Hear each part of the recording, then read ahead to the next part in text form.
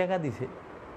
তা আমি কইছি মসজিদে 1টা টাকা দান করলে জগতে এমন কোন আলেম আছে কোরআন থেকে দেখাই পারবো কোনো সওয়াব আছে?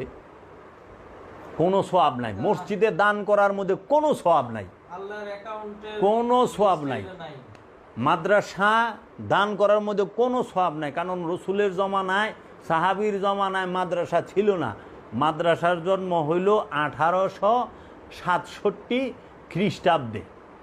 এই 1867 খ্রিস্টাব্দে দেওবন্দ নামক মাদ্রাসা ভারতবর্ষের দেওবন্দে প্রতিষ্ঠিত করে খলিল আহমদ আম্বুটি, মাওলানা কাশেম নানুতুবি, এই দুইজন। এবং ওহাবিবাদের সবচেয়ে ভারতবর্ষে যে এজেন্ট, যেটা থেকে ওহাবিবাদটা প্রচার হয়, সেটা হলো দেওবন্দ মাদ্রাসা। মাদ্রাসায় দান করার কথা কোরআনে কই আছে?